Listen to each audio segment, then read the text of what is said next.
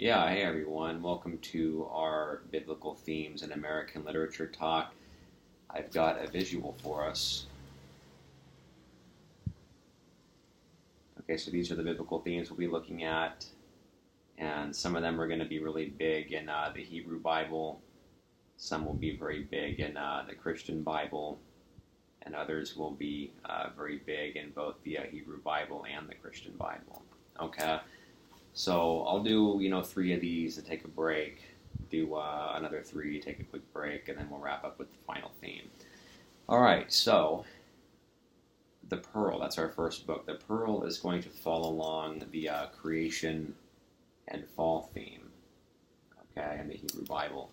So in the Hebrew Bible, God creates this world, the world is good, and then Adam and Eve disobey God, and God sends them east of Eden, and basically life sucks for them now. Okay, so life was once great, and now it's just awful, and it's basically the life that we're living now. Okay, the suffering, the death, the despair, that was Adam and Eve's punishment, according to the Hebrew Bible.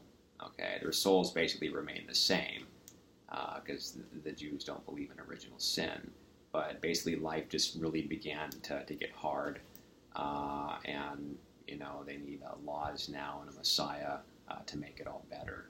Okay, so in the Pearl, we're going to see how Kino and Wana and the little baby live this perfect existence in a sense. Life is great in this small town by the Gulf, south of the border, and it's very Edenic. Okay, and then something happens. There's some kind of intruder.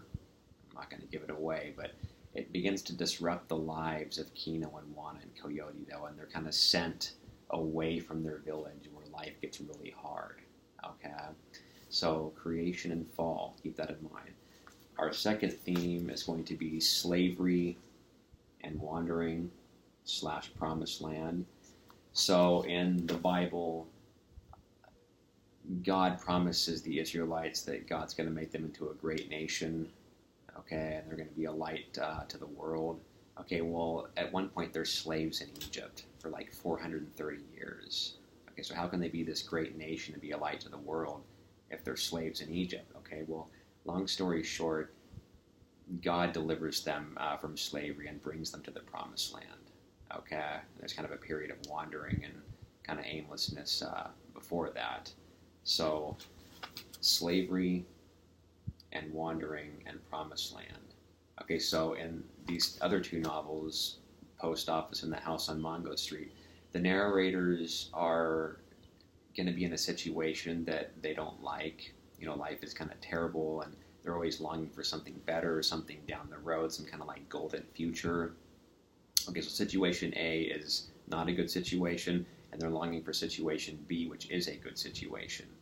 Okay, so for Henry Chinaski and Post Office, it's going to be kind of slaving away at the post office and being oppressed by the postmaster, and he's going to want to flee and like become a writer and live this, life of the mind and just wandering America and writing about it. Okay, and in The House on Mongo Street, Esperanza, she's in a part of America that she's not really familiar with, and maybe doesn't know the language too well, and this feels very different, and she's kind of longing for a place that's not like Mongo Street, which is where she lives. Okay, she may be dreaming of like the suburbs and going to a big university and being good with language and being a poet and just having a better life for herself and wanting to bring her people to that new life that she has, right? Okay, so that's in keeping with this theme of slavery and wandering and promised land. Okay, and third, exile and return. When God brings the Israelites to the promised land and life is great for a period of time, pretty soon they get lax and they're not following the covenant, they're not following the Torah, the Ten Commandments, and so God will basically bring in enemy armies to kind of wipe out the Israelites and send them off into exile to kind of teach them a lesson. At least that's how the prophets interpret it. And so as they're in exile, they're in Babylon, let's say, and they're weeping by the river, like, oh, how great life was in Israel. What were we thinking? How could we not follow God? Oh, God, bring us back to the land of Israel. eventually God does, and the Israelites return to Israel. They return to the promised land. So exile and return. Okay, so maybe basically what I'm saying is that each one of these themes we can see played out in our own lives.